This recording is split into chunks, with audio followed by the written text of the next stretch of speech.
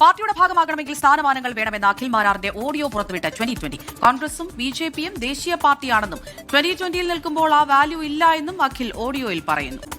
രാഷ്ട്രീയ പാർട്ടിയുടെ കൂടെ നമ്മൾ തുടരണമെങ്കിൽ കൃത്യമായ അക്കോമഡേഷൻ ഉണ്ടാവണം. ഇത് ഞാൻ വളരെ ഓപ്പണായിട്ട് പറയുന്നതാണ്. അതായത് അത് സാമ്പത്തികമായിട്ടാണെങ്കിലും അക്കോമഡേഷൻ, കാരണം നമ്മൾ ജീവിക്കണം. ഞാൻ ആ രീതിയിൽ ജീവിച്ചു വന്ന ഒരാളാണ്. അപ്പോൾ എൻ്റെ ലൈഫ് കൊണ്ടിട്ട് ഞാൻ കോൺഗ്രസ് എന്ന് പറയുമ്പോൾ നാഷണലിസ്റ്റ് പാർട്ടിയാണ്, ബി.ജെ.പി എന്ന് പറയുന്നത് നാഷണലിസ്റ്റ് പാർട്ടിയാണ്. ഇന്ത്യയിൽ എവിടെ ചെന്നാലും അതിൻ്റെ റെസ്പെക്റ്റും അതിൻ്റെ വാല്യൂ നമുക്കുണ്ടാവും.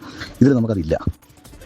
പിന്നെ രണ്ട്, അതല്ല എന്നുണ്ടെന്നുണ്ടെങ്കിൽ ഏതെങ്കിലും ബോർഡോ സെൻട്രലിൻ്റെ ഏതെങ്കിലും ബോർഡോ കാര്യങ്ങളോ നമുക്ക് വേണ്ടി അത് ചോദിച്ചു വാങ്ങണം. കാരണം നഷ്ടങ്ങൾ മാത്രമേ ഉള്ളൂ. ഇത് ഈ എടുത്ത തീരുമാനം യഥാർത്ഥത്തിൽ ഞാൻ പറഞ്ഞല്ലോ, ഒരിക്കൽ കൂടി ഞാൻ പറയുന്നു, ഈ തീരുമാനം എടുക്കാനുള്ള കാരണം കൊട്ടാരക്കര സീറ്റ് എന്നുള്ളത് മാത്രമായിരുന്നു. നമസ്കാരം ആൻഡ് വെൽക്കം ബാക്ക്. എല്ലാവരും സുഖമായിട്ടിരിക്കുന്നു. അഖിൽ മാരാർ അല്ലെങ്കിൽ നിലപാടുകളുടെ രാജകുമാരനല്ല, പക്ഷേ നിലപാടുകളുടെ രാജാവ് എന്ന് വേണമെങ്കിൽ പറയാം. ഇത്രയധികം നിലപാടുള്ള ഒരു വ്യക്തിയെ നമ്മൾ ഇതുവരെ കണ്ടിട്ടുണ്ടായിരിക്കില്ല. കാരണം അതുകൊണ്ട് നിലപാടുകളെ കൊണ്ട് സമ്പന്നനാണ്. നമ്മുടെ ഈ നിലപാടുകളെ കൊണ്ട് പ്രപഞ്ചത്തെ തന്നെ, ഇന്ത്യ മഹാരാജ്യത്തല്ല ഈ ലോകത്തിലെ പ്രപഞ്ചത്തെ തന്നെ ഞെട്ടിത്തരിപ്പിച്ചൊരു വ്യക്തിയാണ് മിസ്റ്റർ അഖിൽ മാരാർ. ഈ ലോകത്തുള്ള എല്ലാവരുടെ നിലപാടുകളും കൂട്ടിവെച്ചാലും മാരാരുടെ തട്ട് അപ്പോഴും താണന്നെ ഇരിക്കും. കാരണം അത്രയധികം നിലപാടാണ്, ഓരോ സെക്കൻഡിലും നിലപാട്. ആർക്കൊക്കെ എന്തൊക്കെ വേണം, എല്ലാ ടൈപ്പിലുള്ള നിലപാടുകൾ, മൊത്തമായും ചില്ലറമായും നിലപാടുകളുടെ ഹൈപ്പർ മാർക്കറ്റ് എന്ന് വേണമെങ്കിൽ പറയാം. യെസ്, അപ്പം അങ്ങനെ നിലപാടുകളുടെ രാജാവായിട്ടുള്ള അഖിൽ മാരാരുടെ ഒരു വോയിസ് നിങ്ങൾ ഫസ്റ്റ് കേട്ടല്ലോ. 2 ദിവസമായിട്ട് മൂപ്പര് ഫേസ്ബുക്ക് പേജിലൂടെ 2020 അഗെയിൻസ്റ്റ് ആയിട്ട് പല വെളിപ്പെടുത്തലുകൾ എന്ന രീതിയിൽ പല കാര്യങ്ങളും അനർഗളം നിർഗളം മൂപ്പര് പുറത്തുവിടുന്നത് കണ്ടു. ഒരു പണി കൊടുക്കുകയായിരുന്നു 2 ദിവസമായിട്ട് ഇരുന്നിട്ട്. പക്ഷേ ഇപ്പം നിങ്ങൾ ഫസ്റ്റ് കേട്ടിട്ടുള്ള വോയിസിൽ ആദ്യം നിങ്ങൾ ശ്രദ്ധിച്ചോ, അഖിൽ മാരാരുടെ വോയിസ് പുറത്ത് വിട്ട് 2020 എന്ന് പറഞ്ഞിട്ട് 24 ന്യൂസിൻ്റെ ഒരു ക്ലിപ്പാണ് മനോരമയൊക്കെ റിപ്പോർട്ട് ചെയ്ത് കണ്ടു. അതായത് അഖിൽ മാരാരുടെ വോയിസ് ക്ലിപ്പ് 2020 പുറത്ത് വിടുന്നു എന്ന് പറഞ്ഞിട്ട് ചെറിയൊരു പോർഷൻ മാത്രം, ഒരു ചെറിയ ലൈൻ മാത്രം പുറത്ത് വിട്ടുള്ള ന്യൂസ് വന്നു. ഭയങ്കര വ്യൂവർഷിപ്പാണ് ഈ ഒരൊറ്റ ന്യൂസ്. എനിക്കൊന്ന് 4-5 ലക്ഷം ഈ ഒരു ഓഡിയോ ക്ലിപ്പിന് പെട്ടെന്ന് 2 മണിക്കൂറിനുള്ളിൽ വന്നിട്ടുണ്ട്. ഇത് അഖിൽ മാരാർക്കുള്ള നമ്പർ 1 മറുപടിയായിരുന്നു. മനസ്സിലായോ എന്താണെന്നുള്ളത്? ഈ ഒരു ചെറിയ വോയിസ് ക്ലിപ്പിൻ്റെ കംപ്ലീറ്റ് പോർഷൻ, ഒരു അത്യാവശ്യം നീണ്ട ഒരു വോയിസ് ക്ലിപ്പിൽ ഒരുപാട് കാര്യങ്ങൾ അഖിൽ പറയുന്ന കാര്യങ്ങൾ അഖിൽ മാരാർ തന്നെ അഖിൽ മാരാരുടെ ഫേസ്ബുക്ക് പേജിലൂടെ ആദ്യം പുറത്തു വിട്ടിട്ടുണ്ട്. അപ്പോൾ ഇത് കണ്ടു കഴിഞ്ഞാൽ അതിൽ പല കാര്യങ്ങളും പറഞ്ഞിട്ടുണ്ട്. ഞാൻ ഒരിക്കലും ന്യായീകരിക്കുന്നില്ല. കാരണം വെച്ചാൽ ഇപ്പം പറഞ്ഞ ആ സംഗതി ആയിരിക്കില്ല അടുത്ത പ്രാവശ്യം പറയാം. ഈ അഖിലിനെ ഞാൻ ബിഗ് ബോസിലാണ് ബിഗ് ബോസിന് മുന്നേ റോബിൻ്റെ വിഷയം വന്ന സമയത്ത് മുതൽ അഖിലിനെ കാണുന്നു. ഏറ്റവും ദേഷ്യം തോന്നിയിട്ടുള്ളൊരു കണ്ടസ്റ്റൻ്റ് ആയിരുന്നു. പക്ഷേ ഫസ്റ്റ് വീക്ക് ബിഗ് ബോസിൽ കഴിഞ്ഞത് മുതൽ അഖിൽ മാരാരുടെ ഫാനായ ഒരു വ്യക്തിയായിരുന്നു ഞാൻ ബിഗ് ബോസിന്. പിന്നെ എനിക്ക് പലപ്പോഴായിട്ട് അഖിൽ പറയുന്ന കാര്യങ്ങളോട് ഒരുപാട് യോജിപ്പുണ്ട് എന്ന് വെച്ച് കംപ്ലീറ്റ് ആരോടും യോജിക്കാൻ കഴിയില്ല. പക്ഷേ എനിക്ക് ഇഷ്ടപ്പെട്ടിട്ടുള്ളൊരു വ്യക്തിയായിരുന്നു. പക്ഷേ റീസെൻ്റായിട്ട് ഇപ്പോൾ അഖിലിൻ്റെ കാര്യങ്ങളെല്ലാം കാണുന്നു. പ്രത്യേകിച്ച് രാഷ്ട്രീയ പ്രവേശനം, 2020 ഇങ്ങനത്തെ എല്ലാ പരിപാടികളും കാണുന്ന സമയത്ത് എനിക്ക് തോന്നിയിട്ടുള്ള ഒറ്റ കാര്യത്രേ ഉള്ളൂ. ഒറ്റയടിക്ക് തോന്നിയ കാര്യത്രേ ഉള്ളൂ, അഖിൽ മാരാർ ഒരു ജനസേവകനായിട്ട് നാടിനെ സേവിക്കാൻ വേണ്ടി മാത്രമായിട്ടല്ല, അങ്ങനെ ആരുമല്ല. പക്ഷേ പ്രത്യേകിച്ച് ഇന്ന് പുതുതായിട്ട് രാഷ്ട്രീയത്തിലേക്ക് വരുന്നൊരു വ്യക്തി, അഖിലിനെ പോലെ കഴിവുള്ള ഒരാൾ, യുവാവായിട്ട് യുവത്വം തുളുമ്പുന്ന ഒരു വ്യക്തി രാഷ്ട്രീയത്തിലേക്ക് വരുന്ന സമയത്ത് പാവം വോട്ട് ചെയ്ത് ജയിപ്പിക്കുന്ന ജനങ്ങളോട് കുറച്ചൊക്കെ റെസ്പോൺസിബിലിറ്റി കാണിച്ചിട്ട് ആ ഒരു ഇത് പുലർത്തുമെന്ന് വിചാരിച്ചു. കാരണം സ്ഥാനമാനങ്ങൾക്കും ദമ്പടിക്കും അല്ലേ, ജോർജ് കുട്ടിക്കും വേണ്ടിയായിരിക്കില്ല, അല്ലെങ്കിൽ സ്ഥാനമാനങ്ങൾക്കോ വേണ്ടിയായിരിക്കില്ല വരുന്നത്. ഉറച്ച നിലപാടുകൾ, കാരണം ഒരു ഇത് ആവശ്യമായിരുന്നു. അങ്ങനെ വരുമെന്ന് വിചാരിച്ചിട്ടുള്ള അഖിൽ മാരാർ അക്ഷരാർത്ഥത്തിൽ എല്ലാവരെ കൊണ്ടും, ഞാൻ ആദ്യം തന്നെ ചിന്തിച്ചൊരു കേസ് ഇത്രേ ഉള്ളൂ. ഈ ചങ്ങാതി പല ആൾക്കാരും പറഞ്ഞിരുന്നു, കാശ് മോഹിച്ചിട്ട് തന്നെ സാമ്പത്തിക ലാഭം, മെച്ചപ്പെട്ട ജീവിതം തനിക്കും തൻ്റെ കുടുംബത്തിനും വോട്ട് ചെയ്ത ആൾക്കാർ ജയിപ്പിച്ചു കഴിഞ്ഞാൽ കിട്ടുന്ന രീതിയിലുള്ള സ്ഥാനമാനങ്ങളെ കൊണ്ടോ, തോറ്റു കഴിഞ്ഞിട്ടുള്ള ഇതേമാതിരി ബോർഡോ, എന്താ ഒരു ബോർഡെങ്കിലും വേണം, എന്തെങ്കിലും ബോർഡ് എഴുതി കൊടുത്താൽ മതിയാവോ? അപ്പം അങ്ങനത്തെ ഒരു ബോർഡിൽ സ്ഥാനമാനെങ്കിലും വേണം എന്നുള്ള കണ്ടീഷനിൽ ലാഭേച്ഛ ഇല്ലാതല്ല, വളരെ കൃത്യമായിട്ട് ഒരു അജണ്ട, അല്ലെങ്കിൽ സാമ്പത്തിക ലാഭം ഉണ്ടാക്കാൻ വേണ്ടി വളരെ കൃത്യമായിട്ട് വന്ന ഒരു വ്യക്തിയായിട്ട് എക്സ്പോസ്ഡ് ആയിട്ടുണ്ട് അഖിൽ മാരാർ. 2 ദിവസമായിട്ട് അളിയൻ പിന്നെ ഇതിനു വേണ്ടിയിട്ട് ഈ ഫേസ്ബുക്ക് പേജിലിടുന്ന കുറച്ച് പോസ്റ്റ് ഉണ്ട്. അങ്ങനത്തെ കുറച്ച് കാര്യങ്ങളാണ് നമ്മൾ ഈ ഒരു വീഡിയോയിലൂടെ നോക്കുന്നത്. അതിന് മുന്നേ ഈ ഒരു വിഷയത്തിലേക്ക് നമ്മൾ കടക്കുന്നതിന് മുന്നേ ആദ്യം സ്മരിക്കേണ്ടത്, അല്ലെങ്കിൽ ആദ്യം നമ്മൾ കേൾക്കേണ്ടത് ഒരു വ്യക്തിയുടെ വോയിസ് ക്ലിപ്പ്, ഒരു ക്ലിപ്പ് ഞാൻ ഇവിടെ വെച്ച് തരാം. കുറച്ച് ദിവസം മുന്നേ ഉണ്ടായതാണ്. മിസ്റ്റർ രമേശ് പിഷാരടി. അദ്ദേഹത്തിനെ പോലെ അങ്ങനെ മുതിർന്ന ഒരാളൊന്നും അല്ല, ചിലപ്പോൾ എന്നേക്കാൾ ഇളയ ഒരാളായിരിക്കും. അഖിൽ പറയുന്ന കാര്യങ്ങൾ എന്നൊക്കെ പറഞ്ഞാൽ അദ്ദേഹം എന്നെ ശ്രദ്ധിക്കുന്ന പോലും ഞാൻ അദ്ദേഹത്തെ ശ്രദ്ധിക്കുന്നില്ല. എനിക്ക് സമയമില്ല. നിങ്ങൾ പറയുമ്പോഴാണ് എന്തെങ്കിലും പുള്ളി പറഞ്ഞെന്നൊക്കെ തന്നെ ഞാൻ അറിയുന്നത്. മാത്രമല്ല അതിനെന്തെങ്കിലും അഭിപ്രായം പറയാനും പറ്റില്ല. എന്തായാലും കുറ്റോ മോശമൊക്കെ അല്ലേ പറഞ്ഞിട്ടില്ല, അതേ പറയാൻ സാധ്യതയുള്ളൂ. അങ്ങനെ പറഞ്ഞാലും ചിലപ്പോൾ ഒരാഴ്ച കഴിയുമ്പോൾ ഞാൻ വളരെ മഹാനാണെന്നും നല്ല മനുഷ്യനാണെന്നും പുള്ളി തന്നെ തിരിച്ചു പറയും. പിന്നെ ഇപ്പം ഞാൻ ഈ പറഞ്ഞതിന് പുള്ളി എന്തെങ്കിലും അഭിപ്രായം പറയും, അതിന് നിങ്ങളാരും മറുപടി ഒന്നും പറയാൻ നിൽക്കേണ്ടത്. ഇപ്പോൾ ഒരാഴ്ച കഴിയുമ്പോൾ അത് പിന്നെയും തിരുത്തി പറയും. അപ്പം നമുക്കൊരു 2-3 കൊല്ലം പരീക്ഷണത്തിട്ട ശേഷം ഒരു സ്റ്റേറ്റ്മെൻറ്റ് എന്താണെന്ന് ഉറപ്പിച്ച ശേഷം അദ്ദേഹത്തിനൊക്കെ ഉത്തരം കൊടുക്കാം.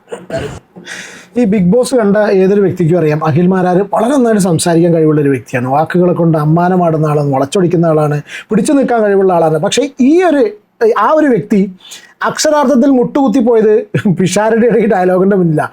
കാലങ്ങളോളം ഇനി എത്ര കാലം കഴിഞ്ഞാലും അഖിൽ മാരാർക്ക് നിലപാടില്ല എന്നുള്ളൊരു കേസ് ഓൾറെഡി തെളിയിച്ചു. അതിനൊരു ന്യായീകരണം ഫേസ്ബുക്കിൽ പോസ്റ്റ് ചെയ്തിട്ടുണ്ട്.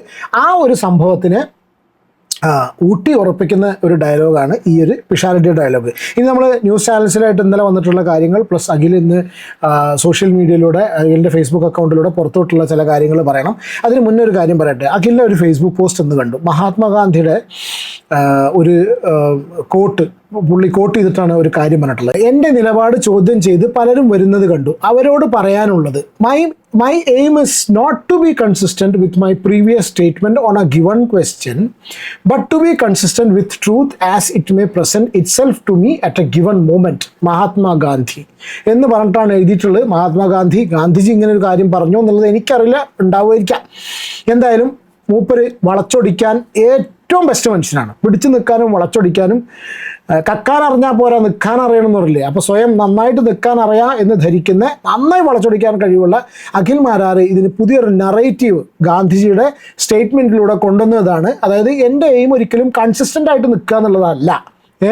ഒരു ഗിവൺ ക്വസ്റ്റ്യനിൽ എപ്പോഴും കൺസിസ്റ്റൻ്റായി നിൽക്കുക എന്നുള്ളതല്ല എൻ്റെ ഒരു എയിം. പക്ഷേ കൺസിസ്റ്റൻറ്റ് വിത്ത് ട്രൂത്ത്, അതായത് നേരിനോട് കൺസിസ്റ്റൻ്റ് ആയിട്ട് നിൽക്കുക എന്ന് പറഞ്ഞിട്ട്. അപ്പം എപ്പോൾ വേണമെന്നുണ്ടെങ്കിലും നിലപാടുകൾ മാറാം. ചില ആൾക്കാർ അങ്ങനെ ഉണ്ട് കേട്ടോ. കാരണം എന്താ വെച്ചാൽ ചില ആൾക്കാർക്ക് അപ്പോൾ ഉള്ള വിഷയങ്ങളിൽ ലോജിക്കിനനുസരിച്ച് ആൾക്കാർ പ്രതികരിക്കുന്നുണ്ട്. പക്ഷേ കംപ്ലീറ്റ് ആയിട്ട് അഖിൽ മാരാരെ എനിക്കെന്തോ ഒരു വിശ്വാസമില്ല.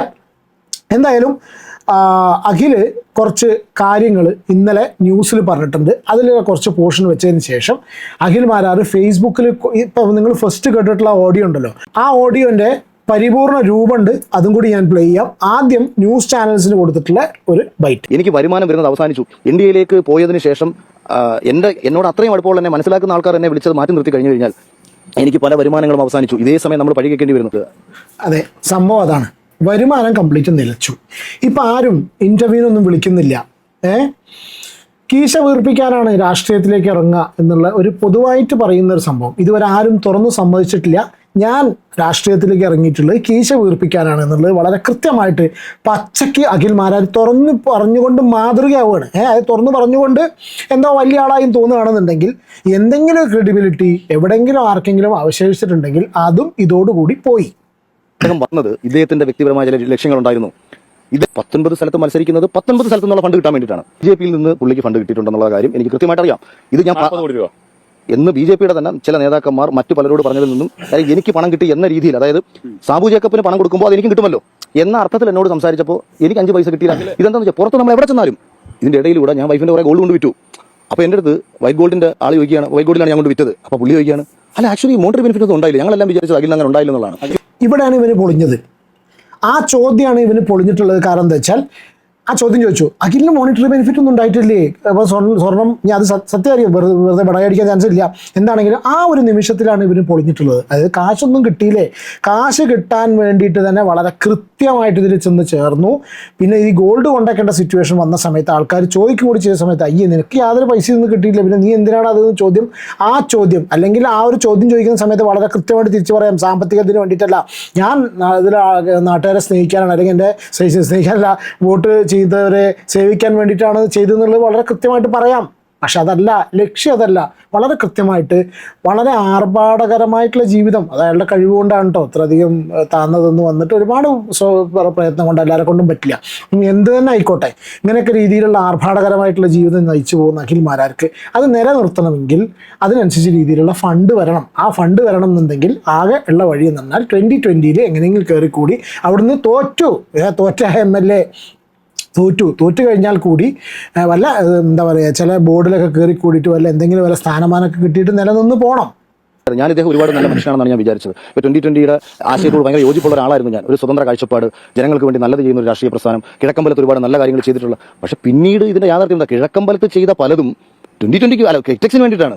കിറ്റക്സിന്റെ പല കാര്യങ്ങളും നടത്തിയെടുക്കാനും എത്ര വലിയ കമ്പനിയാണെന്നുള്ള ഒരു പഞ്ചായത്തിന്റെ ഒരൊറ്റ ലെറ്റർ മതി ആ സ്ഥാപനം പൂട്ടിപ്പോകാൻ. അങ്ങനെ ഒരു ലെറ്റർ ഒരു കാലത്തും വരാതിരിക്കണമെങ്കിൽ ആ പഞ്ചായത്തിന്റെ ഭരണം അദ്ദേഹത്തിന്റെ കയ്യിലായിരിക്കണം. അവിടെ ജനങ്ങളെ എങ്ങനെ നിർത്തി? ആനുകൂല്യങ്ങൾ കൊടുത്തു നിർത്തി. ആനുകൂല്യങ്ങൾ ലഭിക്കുന്ന ജനത അവർക്കൊപ്പം നിന്നു. പൊതുവെ നമ്മുടെ ഇന്ത്യൻ ജനതയുടെ സ്വഭാവം അങ്ങനെയാണല്ലോ. അതുകൊണ്ട് കിഴക്കമ്പലത്ത് അവർക്ക് വേണ്ടി ജനങ്ങൾ നിന്നു.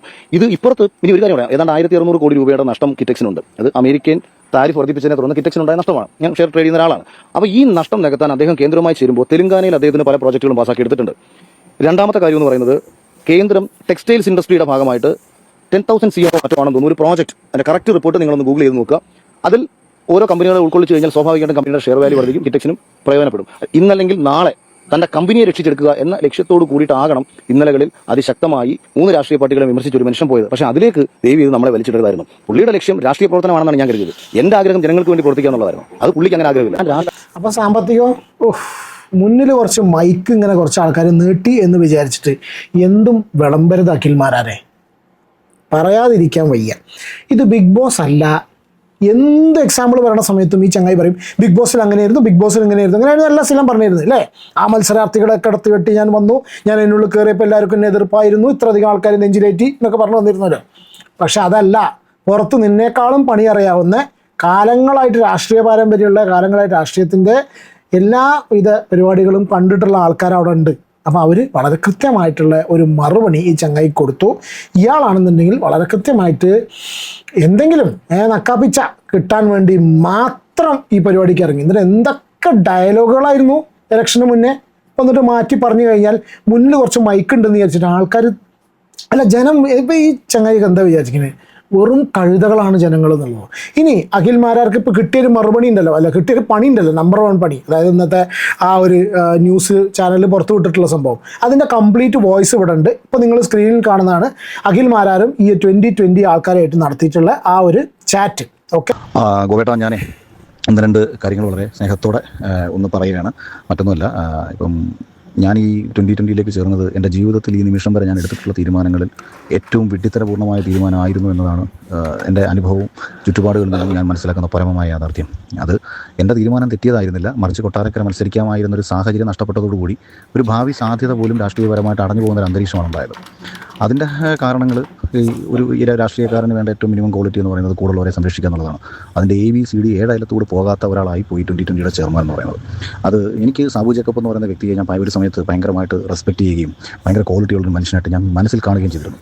പക്ഷേ ഞാൻ ഇതിൽ വന്നതിന് ശേഷം പലപ്പോഴായിട്ട് പുള്ളി കാണിച്ചിട്ടുള്ള പല കാര്യങ്ങളും ഇപ്പോൾ ഈ കഴിഞ്ഞ 2 മാസമായിട്ട് ഒരു തവണ പോലും നമ്മളെയൊക്കെ ഒന്ന് വിളിച്ച് സംസാരിക്കുകയോ അല്ലെങ്കിൽ എന്തെങ്കിലും ഒരു കാര്യങ്ങൾ പറയുകയോ മറ്റെന്തെങ്കിലും രീതിയിലൊരു സപ്പോർട്ട് ചെയ്യുകയോ, എന്തിനേറെ പറയുന്നു ഞാൻ വീട് വെച്ച് കൊടുക്കുന്ന കാര്യങ്ങൾ പറഞ്ഞു. അതിനുശേഷം നമ്മുടെ പാർട്ടി പരിപാടിക്ക് പങ്കെടുത്ത കിഡ്നി ഫെയിലിയറായ ഒരു പയ്യന് എന്തെങ്കിലും ചെയ്തു കൊടുക്കാൻ പറ്റുമെന്നുണ്ടെങ്കിൽ ചെയ്തു കൊടുക്കാൻ പറ്റുമെന്ന് ചെന്നത് പോയിട്ട് ഒരു തവണ പോലും ഒരു മെസ്സേജിന് പോലും ഒരു റിപ്ലൈ അയക്കാനുള്ള മാന്യത പോലും ഇങ്ങനെ കാണിച്ചിട്ടില്ല.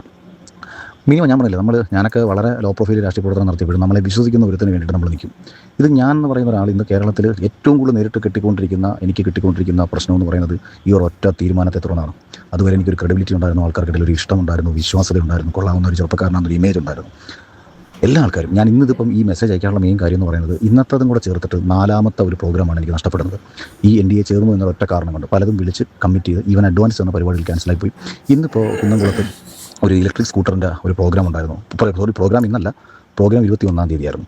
ആ പരിപാടിയിൽ 1.5 ലക്ഷം രൂപ സംബന്ധിച്ച് എനിക്ക് അതിൽ 25,000 അഡ്വാൻസ് തന്നു. അവിടുത്തെ പഞ്ചായത്ത് പ്രസിഡന്റ് ഉൾപ്പെടെ എന്നെ വിളിച്ച മന്ത്രി ദിനേഷ് കുമാർ കാണും. പക്ഷേ അവർക്ക് നമ്മുടെ രാഷ്ട്രീയപരമായ ചില പ്രശ്നങ്ങൾ അവർക്ക് അതിൽ നിന്ന് ഒഴിവാക്കേണ്ടതായിട്ടുള്ള സാഹചര്യം എന്നെ പഞ്ചായത്തിൽ എനിക്ക് പൈസ അവിടെ നടത്തുന്ന ഇലക്ട്രിക് സ്കൂട്ടറിൻ്റെ ഓണ സാധ്യത.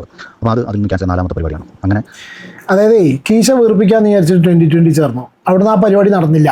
അപ്പോൾ തൽക്കാലം ഉദ്ഘാടനമായിട്ട് അങ്ങനെ പോകാമെന്ന് വിചാരിച്ചു. പക്ഷേ ഈ ഒരൊറ്റ പാർട്ടി ചേർന്നുള്ള ഒറ്റ കാര്യം കൊണ്ട് മാത്രമല്ല, ബാക്കി പല കാരണങ്ങൾ കൊണ്ടും അഖിൽമാരാരെ ഉദ്ഘാടനത്തിന് പോലും വിളിക്കാത്ത അവസ്ഥ വന്നു. അപ്പോൾ വളരെ നൈസായിട്ട് അവിടുന്ന് ചാടി. ഇനി കുറച്ച് ദിവസം അവരും ഇവരും കുറ്റം പറയും. ഇനി ഏതെങ്കിലും കേസ് 2-3 പ്രാവശ്യം കയറി ഇടപെടും. കുറച്ച് നെഗറ്റിവിറ്റി കാര്യങ്ങളൊക്കെ പറയും. എപ്പോഴും നെഗറ്റീവ് സംഭവങ്ങൾ പറഞ്ഞ് എങ്ങനെയെങ്കിലും പിടിച്ചു നിന്നിട്ട് വീണ്ടും ആ ഒരു സോഷ്യൽ മീഡിയയിലെ പ്രസൻസ് ഉണ്ടാക്കിയെടുത്ത് വീണ്ടും ഉദ്ഘാടനങ്ങളിലേക്കും ബാക്കി പരിപാടിയിലേക്കും വരാൻ നോക്കുന്ന ഒരു തരം ഈ കഴിഞ്ഞ 2 മാസമായിട്ട് നമുക്ക് നഷ്ടപ്പെട്ടുകൊണ്ടിരിക്കുന്ന ഫംഗ്ഷൻസ്. ആരെങ്കിലും എന്തെങ്കിലും പരിപാടി വിളിക്കുന്നെങ്കിൽ ഞാൻ എന്നെ ഒഴിവാക്കാൻ പറ്റാത്ത അത്രയും ബന്ധവും അല്ലെങ്കിൽ വരുന്നിടത്ത് വെച്ചിട്ട് കണ്ടോളാം, കുഴപ്പമില്ല എന്ന് കരുതി വിളിക്കുമല്ലോ. അപ്പോൾ ഇങ്ങനെ ഒരിക്കലും സർവൈവ് ചെയ്യാൻ പറ്റില്ല മുന്നോട്ട്.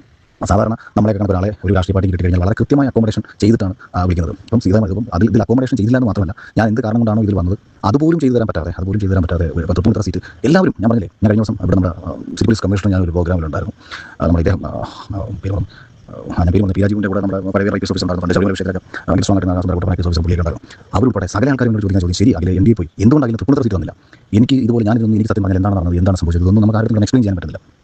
ഇത് ഞാൻ മടുത്തു. ആക്ച്വലി 1% പോലും നമ്മളെ തിരിഞ്ഞു നോക്കാത്ത, നമ്മുടെ അടുത്ത് കാര്യങ്ങൾ പറയാത്ത രാഷ്ട്രീയ പാർട്ടിയൊന്നും ഇല്ല. പ്രത്യേകിച്ച് ഒരു വിലയും വേണ്ടിയിട്ട് അത് എന്തുവരെ ഉള്ളവരെല്ലാം പോയി. ആകെ 2 പേരാണ് ഇവർക്കാരെ മത്സരിക്കാൻ നമ്മുടെ മത്സരിച്ച സമയത്ത് നമ്മൾ ഉണ്ടായിരുന്നത്. ആൾ പേരുമില്ലാത്ത, യാതൊരു പൊസിഷനും ഇല്ലാത്ത, പ്രത്യേകിച്ച് കാര്യമൊന്നുമില്ലാത്ത രാഷ്ട്രീയ പാർട്ടിയുടെ കൂടെ നമ്മൾ തുടങ്ങണമെങ്കിൽ കൃത്യമായ അക്കോമഡേഷൻ ഉണ്ടാവണം. ഇത് ഞാൻ വളരെ ഓപ്പണായിട്ട് പറയുന്നതാണ്. അതായത് അത് സാമ്പത്തികമായിട്ടാണെങ്കിലും അക്കോമഡേഷൻ, കാരണം നമുക്ക് ജീവിക്കണം. ഞാൻ ആ രീതിയിൽ ജീവിച്ചു വന്ന ഒരാളാണ്. അപ്പോൾ എൻ്റെ ലൈഫ് കൊണ്ടിട്ട് ഞാൻ കോൺഗ്രസ് എന്ന് പറയുമ്പോൾ നാഷണലിസ്റ്റ് പാർട്ടിയാണ്, BJP എന്ന് പറയുന്നത് നാഷണലിസ്റ്റ് പാർട്ടിയാണ്. ഇന്ത്യയിൽ എവിടെ ചെന്നാലും അതിൻ്റെ റെസ്പെക്റ്റും അതിൻ്റെ വാല്യൂ നമുക്കുണ്ടാവും. ഇതിൽ നമുക്കതില്ല. ഞാൻ ഒരു വോയിസും കൂടെ ആയിട്ട് അയച്ചേക്കാം കരുത്. ഈ കംപ്ലീറ്റ് വോയിസ് നിന്ന് 2020 ആൾക്കാർ വളരെ കൃത്യമായിട്ട് ഇത് മാത്രം കട്ട് ചെയ്തിട്ട് നേരെ പുറത്ത് വിട്ടു, നേരെ മാധ്യമങ്ങൾക്ക് കൊടുത്തു. അഖിൽമാരാർ ഗുഡ് ബൈ, ടാറ്റ, ഇപ്പോൾ കേൾക്കാം. അയ്യോ ഇവിടെ പോയി. പിന്നെ 2, അതല്ല എന്നുണ്ടെന്നുണ്ടെങ്കിൽ ഏതെങ്കിലും ബോർഡോ സെൻട്രലിൻ്റെ ഏതെങ്കിലും ബോർഡോ കാര്യങ്ങളോ നമുക്ക് വേണ്ടി അത് ചോദിച്ചു വാങ്ങണം. കാരണം നഷ്ടങ്ങൾ മാത്രമേ ഉള്ളൂ. ഇത് എടുത്ത തീരുമാനം യഥാർത്ഥത്തിൽ ഞാൻ പറഞ്ഞല്ലോ, ഒരിക്കൽ കൂടി ഞാൻ പറയുന്നു, ഈ തീരുമാനം എടുക്കാനുള്ള കാരണം കൊട്ടാരക്കര സീറ്റ് എന്നുള്ളത് മാത്രമായിരുന്നു. അപ്പോൾ അത് കൊടിക്കുന്നിൽ സുരേഷിനോട് എനിക്കുള്ള ദേഷ്യവും കൊട്ടാരക്കരയിൽ അയാൾ നിർത്തിയ സ്ഥാനാർത്ഥിക്കെതിരെ അവിടെ വർക്ക് ചെയ്ത് മാക്സിമം എന്തെങ്കിലും ചെയ്യാൻ പറ്റുന്ന ചെയ്യണമെന്നൊക്കെയുള്ള ചിന്തയായിരുന്നു. തൃക്കാക്കരയിൽ ഇവിടെ ഒരു വർക്കും നടന്നിട്ടില്ല. അതായിരുന്നു സത്യം. ഇത് ഞാൻ മനസ്സിലാക്കുന്നൊക്കെ ഇലക്ഷൻ ശേഷമാണ്. പല ആൾക്കാർ നമ്മുടെ ചുറ്റിനും നടക്കുന്ന ഒരു 10-40 പേർക്ക് അപ്പുറത്തേക്ക് ഇവിടെ സംഘടനയില്ല, ആളില്ല, പേരില്ല, ഒരു മനുഷ്യനില്ല. ഞാൻ അത് ഈ മത്സരിച്ചതിന് ശേഷമാണ് തൃക്കാക്കര മണ്ഡലം എന്താണെന്ന് ഞാൻ അറിയുന്നത്. ഞാൻ പല ഏരിയയിലും മറ്റുള്ള പലരും വഴി പോകുമ്പോഴാണ് ഞാൻ അറിയുന്നത് ഇവിടെയൊക്കെ ആയിരുന്നു നമ്മുടെ വോട്ട് കിടന്നിരുന്നേയുള്ളൂ. അപ്പോൾ ഇങ്ങനെ ഒരു മണ്ഡലത്തിൽ കിടന്ന് നമ്മൾ സ്വയം നശിച്ച് ഭാവിയില്ലാതെ എനിക്കങ്ങനെ മുന്നോട്ട് പോകാൻ പറ്റില്ല. അപ്പോൾ എനിക്ക് എൻ്റെ സിനിമ സംവിധാനം ചെയ്യണം. ഞാൻ സംവിധാനം ചെയ്യുന്ന സമയത്ത് എനിക്ക് ഈ ഒരു ഇതിൻ്റെ ഭാഗമായിട്ട് നിൽക്കുമ്പോൾ ഉണ്ടാകുന്ന തടസ്സങ്ങൾ എനിക്ക് ബാധ്യതയാണ്. ഇപ്പോൾ ഞാൻ ഏഷ്യാനെറ്റിൽ ഷൂട്ടിന് കമ്മിറ്റ് ചെയ്തിട്ടുണ്ട്. അപ്പം അത് ദൈവം അനുഗ്രഹിച്ച് അതൊക്കെ ഈശ്വരനെ കൊണ്ട് എനിക്ക് വന്നതാണ്. ഇതൊക്കെ വന്നില്ലായിരുന്നുണ്ടെന്നുണ്ടെങ്കിൽ ഞാനിതെല്ലാം വിറ്റുവർക്ക് കിടന്ന് തെണ്ടേണ്ടി വന്നേനെ. അപ്പം അതുകൊണ്ട് ഇങ്ങനെ നമുക്ക് മുന്നോട്ട് പോക്ക് നടക്കത്തില്ല. പിന്നെ ഈ പബ്ലിക്കായിട്ട് എനിക്ക് പറഞ്ഞില്ല എന്നുണ്ടെങ്കിൽ ആൾക്കാർ ഒരു പക്ഷേ നമ്മുടെ അടുത്ത് വരത്തതുമില്ല. കാര്യം കണ്ടിന്യൂസ് വരുന്ന ആൾക്കാർക്കിടയിൽ ഇന്ത്യയുടെ ഭാഗമായതിനെ തുടർന്നുണ്ടാകുന്ന നെഗറ്റീവ്സ്, ആ നെഗറ്റീവ്സ് ഞാൻ സഹിക്കാമായിരുന്നു. എന്നെ ആ രീതിയിൽ പരിഗണിച്ചിരുന്നവരായിരുന്നെങ്കിൽ, എന്നോട് ആ രീതിയിൽ ആത്മാർത്ഥത കാണിച്ചവരായിരുന്നെങ്കിൽ 100% നമ്മൾ പരിഗണിക്കാമായിരുന്നു. എവിടുന്ന് ഒരു അലവലാതി മറ്റേ ഇന്ത്യയുടെ മാർക്കറ്റിങ്ങിൻ്റെ ഒരുത്തനാന്ന് പറഞ്ഞാൽ വന്നിട്ട് അവനെയൊന്നും പിന്നെ ഇലക്ഷൻ ശേഷം കണ്ടിട്ട് കൂടിയില്ല. അപ്പം ഇങ്ങനെ അതുകൊണ്ട് ഈ ഒരു സംവിധാനത്തിൻ്റെ പിന്നെ അതിനേക്കാൾ എല്ലാം ഉപരി ഈ പറഞ്ഞ എവിടെ ചെന്നാലും കാണുന്ന കഴിഞ്ഞ ദിവസം വൈറ്റ് ഗോൾഡിൻ്റെ ഓണർ കണ്ടപ്പോൾ എൻ്റെ അടുത്ത് ചോദിച്ചത് അതിൽ നിന്ന് മോണിറ്ററി ബെനിഫിറ്റ് കിട്ടിയെന്ന് കണ്ടിട്ടായിരിക്കും. ഞങ്ങളൊക്കെ വിചാരിച്ചു അതിലൊരു 4-5 കോടി രൂപ കിട്ടി കാണും. അതുകൊണ്ടാണ് അതിലിങ്ങനെ തീരുമാനം എടുത്തത്. കോൺഫിഡൻറ്റ് റോയ് സാറിൻ്റെ ബ്രദറും ഈ വൈറ്റ് ഗോൾഡിൻ്റെ വേറൊരു കക്ഷി, ഇവരും പുള്ളി ഇതേ അഭിപ്രായം. ഇന്ന് എയർപോർട്ടിലെ സ്പീഡ് വിങ്സ് എന്ന് പറയുന്ന കമ്പനിയുടെ ഓണർ സനിലുണ്ട്. പുള്ളി എൻ്റെ അടുത്ത് ഇതേ ചോദ്യം ഞാൻ ചോദിച്ചത്, എന്തിനാണ് പാർട്ടി വിട്ടത്, പൈസ എല്ലാം കിട്ടിയിട്ടാണോ വിട്ടത്? ഇത് മറ്റൊരു രീതിയിൽ നെഗറ്റീവ്. അതായത് എവിടെ ചെന്നാലും പൈസ കിട്ടിയതുകൊണ്ടാണ് പാർട്ടി. എനിക്കൊരു ചെറിയൊരു സംശയം കേട്ടോ. ഇതൊക്കെ ഈ രീതിയിൽ വോയിസ് ഒക്കെ അയച്ചു കഴിഞ്ഞാൽ അത് റെക്കോർഡായിട്ട് നാളെ ഇവർക്കെതിരെ ഒരു ആരോപണം ഉന്നയിക്കുന്ന സമയത്ത് ഇതൊന്നും തിരിച്ചു വരാതിരിക്കില്ല എന്ന് ചിന്തിക്കാവുന്ന അങ്ങനത്തെ അത്രയും ഒരു വിഡ്ഢിയാണ് അഖിൽമാരാണെന്ന് തോന്നുന്നില്ല. ഈവൻ ഈ ഒരു ഗോൾഡ് വിറ്റത് പോലും എന്തുകൊണ്ട് ഇങ്ങനെ ആയിക്കൂടാ? കാരണം കാശ് കിട്ടിയിട്ടുണ്ടാവാം ഒരു പക്ഷേ. ഇനിയിപ്പോൾ അതിൻ്റെ കാര്യങ്ങൾ അവർ പുറത്തോട്ടല്ലേ അറിയുള്ളൂ. ഈ ഗോൾഡ് വിറ്റത് പോലും, ഗോൾഡ് വിറ്റിട്ടാണ് ഞാനിത് കാണിച്ചത് എന്ന് ചെയ്യാൻ വേണ്ടിയിട്ട് അത് ഇവരോട് പറയുന്നു. കാരണം വെച്ചാൽ ഇതൊക്കെ ചെയ്യാവുന്ന അഖിൽമാരാർ ഇത്ര മണ്ടനാണെന്ന് എനിക്ക് തോന്നുന്നില്ല. യഥാർത്ഥത്തിൽ ഞാൻ ഇപ്പോൾ റീസെൻ്റായിട്ട് ഒരു ഇലക്ട്രിക് വണ്ടി എടുത്തത് തന്നെ എൻ്റെ ബെൻസ് കൊണ്ട് നടക്കാനുള്ള ബുദ്ധിമുട്ടുകൊണ്ടാണ്. എനിക്ക് ആ വണ്ടിക്കകത്ത് അത്രയും പെട്രോളും ഡീസലും അടിച്ച് നടക്കാനുള്ള ശേഷി ഇല്ലാത്തത് കൊണ്ടാണ് ഞാൻ ഇലക്ട്രിക് വണ്ടി എടുത്തത്. ആരും അറിയാതെ ബെൻസ് അങ്ങ് വിൽക്കാമെന്ന് കരുതുന്നത് കൊണ്ടാണ്. കാരണം ബെൻസ് നേരിട്ട് വിൽക്കുന്നത് നടക്കേണ്ടല്ലേ. അപ്പോൾ ലോണിട്ട് ഒരു ഇലക്ട്രിക് വണ്ടി എടുത്ത് ബെൻസ് മിണ്ടാതെ അങ്ങ് വിൽക്കാം. പക്ഷേ ബെൻസിനൊക്കെ അറിയാമല്ലോ, വലിയ വണ്ടി ആയതുകൊണ്ട് തന്നെ നമുക്ക് ഡിപ്രിസിയേഷൻ വളരെ കൂടുതലാണ്. അപ്പോൾ ഇതൊക്കെയാണ് റിയാലിറ്റിയിൽ നമ്മൾ അനുഭവിച്ചുകൊണ്ടിരിക്കുന്ന പ്രശ്നങ്ങൾ. ഇന്ന് വരെ ഒരു കാര്യങ്ങൾ കമ്മ്യൂണിക്കേറ്റ് പോലും ഒരാൾ ചെയ്യുന്നില്ല. ഇടയ്ക്ക് പോകേട്ടം വിളിച്ചിട്ട് ഇതാണ് കാര്യം പറയുന്നത്. ഇത് ഞാൻ ആദ്യം തീരുമാനിച്ചത്, പക്ഷേ നമ്മളത് പോസിറ്റീവായിട്ടാണ് പറഞ്ഞത്. അതിനുശേഷം ഒരു അനക്കവും ആവില്ല. അതിന് ഇടയ്ക്കെപ്പോഴും പറഞ്ഞു പോയി. അതുകൊണ്ട് ഞാനിത് ഉണ്ടാവില്ല. ഞാൻ ഈ ഏഷ്യാൻ്റെ പരിപാടിയൊക്കെ കഴിഞ്ഞതിന് ശേഷം ഞാൻ മേ ബി ഇത് പരസ്യപ്പെടുത്തും, അത്രേ ഉള്ളൂ. യെസ്, അപ്പോൾ ഈ ഒരു ചാറ്റാണ് ഇന്ന് അഖിൽമാരാർ പുറത്തു വിട്ടിട്ടുള്ളത്. അതിനുശേഷം ഒരു നീണ്ട പോസ്റ്റ് ഇട്ടിട്ടുണ്ട് മഹാത്മാഗാന്ധിയുടെ കോട്ട്സും കാര്യങ്ങളൊക്കെ വെച്ചിട്ട്, ഗാന്ധിജിയുടെ കോട്ടും കാര്യങ്ങളൊക്കെ വെച്ചിട്ട് ഒരു നീണ്ട പോസ്റ്റ് ഇട്ടിട്ടുണ്ട്. അടുത്ത ന്യായീകരിച്ചുകൊണ്ടിരിക്കും. ഇനി ഫേസ്ബുക്ക് പേജിൽ നോക്കിക്കഴിഞ്ഞാൽ ഇനി ഇതിൽ ന്യായീകരണങ്ങൾ തന്നെ ആയിരിക്കും. ഇങ്ങനെ തന്നെ പറഞ്ഞുകൊണ്ടിരിക്കും. എന്തായാലും എന്താണ് ഈ ഒരു വിഷയത്തിൽ നിങ്ങളുടെ നിലപാട് എന്നുള്ളത് പറയും. ഒരൊറ്റ നിലപാട്, ഒരു നിലപാട്, 2 നിലപാട്, ഒരു 10-12 നിലപാട് വരെ നമ്മൾ സഹിക്കും. പക്ഷെ 12,500 നിലപാട് എന്നൊക്കെ പറഞ്ഞാൽ അത് കുറച്ച് കൂടി പോയില്ലേ എന്ന് എനിക്കൊരു ചെറിയൊരു സംശയം. എന്താണ് നിങ്ങളുടെ അഭിപ്രായം എന്നുള്ളത് കമൻറ്റ് ചെയ്യും. നമുക്ക് അടുത്തൊരു വീട്ടിൽ കാണാം. Take care and God bless. By.